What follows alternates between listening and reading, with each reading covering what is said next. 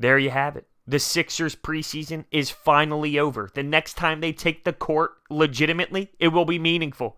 It will be the regular season. It will be against the Boston Celtics Wednesday. It's so close, yet it's so far away, and I can't wait to see it. But there are some things to talk about with this last preseason game. It was ugly. It definitely wasn't the prettiest thing we've ever seen, but there were some takeaways from it, and I would love to discuss it. But before we do, make sure you take my free money. Now that the basketball season is coming up on us, there are plenty of opportunities to get to a game, and I can give you $20 off of your tickets instantly. Use the promo code BROADS now. All right, so no Ben Simmons today. And when there's no Ben Simmons, I'm a little bummed. I've seen plenty of games without Ben before, but when I sit down and I know the Sixers are on, preseason or not, I want to watch the kid play. He moves the needle that much that I'm bummed when he's not out on the floor.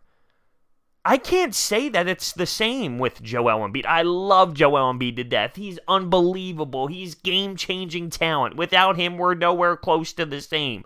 But when it comes to entertainment value, Ben Simmons moves the needle so much for me that when he's not on the floor or he's not active during the game, I am so bummed. I'm extremely bummed the way he plays at 6'10", his defense, his facilitation, just the excitement he brings to me. Oh, I hate when he's not playing. I'm not this disappointed that Neto didn't play today, but Ben, he's so much fun to watch. Let's talk about something a little bit more serious, though. The zone. The zone was very effective tonight against the Sixers. That second quarter, it got ugly. 7 turnovers, couldn't shoot the basketball, 1 of 8 from three-pointer. It got bad, it got ugly, and teams will see that, and they will utilize that against the Sixers. Keep in mind, without Ben Simmons, that does change the way this offense moves, right? Well, we don't really know what we're going to get with the shot yet and how that will affect the zone, but without Ben Simmons out there, it does affect our offense as a whole. That's pretty obvious. But in tonight's game against the Wizards, the zone completely had us screwed up. Brett Brown even spoke about it after the game. It was very noticeable. So teams are going to see that, and they will bring that to the table when they play against the Sixers until we find out how to execute against that, and until we find out how to be effective. Teams will probably throw it at us and see if we can handle it. So just keep that in mind. It's something that can't just go under the radar. We struggled against it. We couldn't find rhythm. We couldn't score, and we were sloppy as hell with the basketball.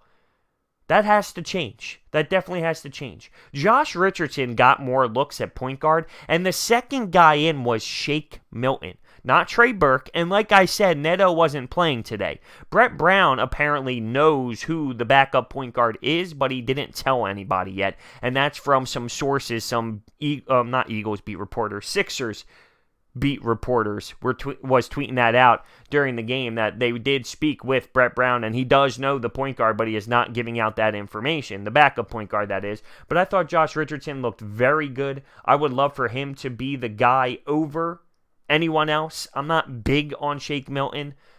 I liked Trey Burke, but I don't know if he's going to be able to really be the answer at the end of the day. Josh Richardson, to me, makes the most sense. But if you don't want to have him as that role right away, you could use Shake Milton, I guess. It'll be interesting to see how Brett Brown elects to bring this rotation into the regular season. Furkan Korkmaz getting more time.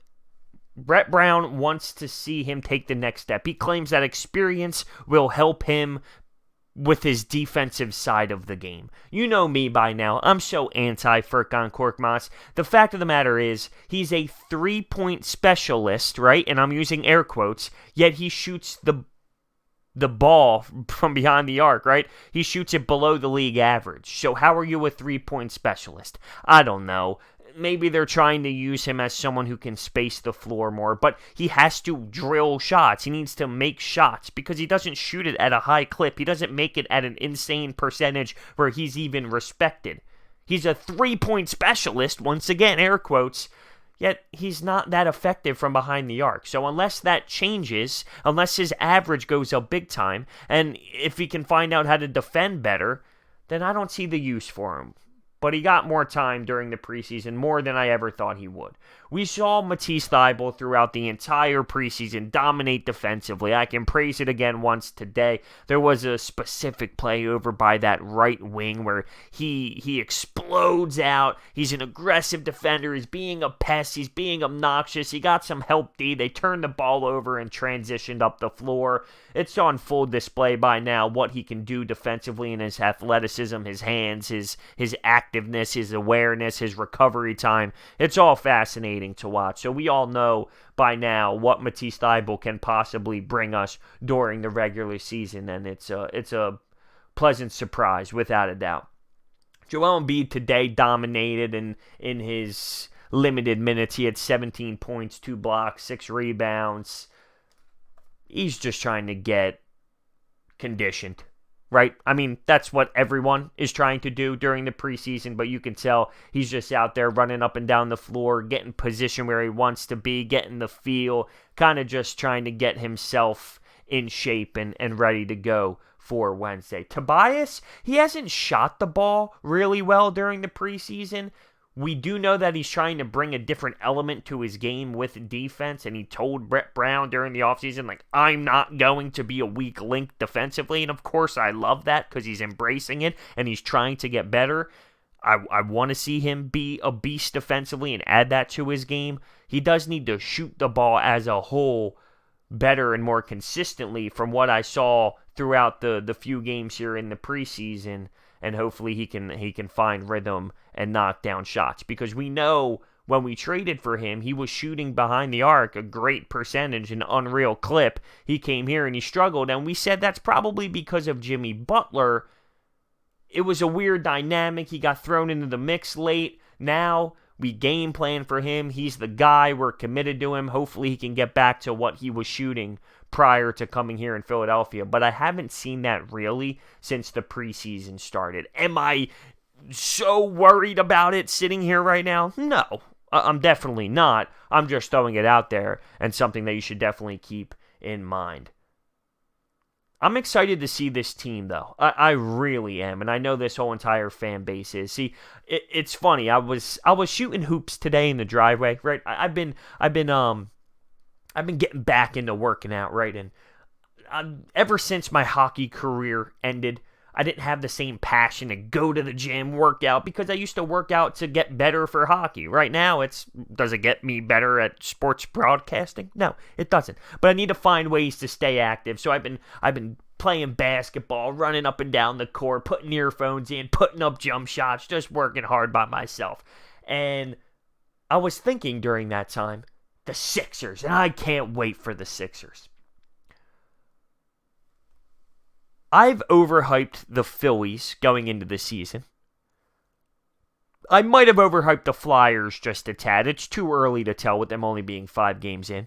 We all said Super Bowl or bust for this Eagles roster, and we are sitting here at 3-3 saying, let's be real, this isn't a Super Bowl type team. Is this Sixers roster different? Can I sit here and still have these high expectations? Do we all overvalue teams before the season? It's just something to think about. It's very interesting. Because if I didn't say Super Bowl or bust before the Eagles season, you would have called me crazy. If I didn't say we were a playoff team before the Phillies season, you would have said I was crazy.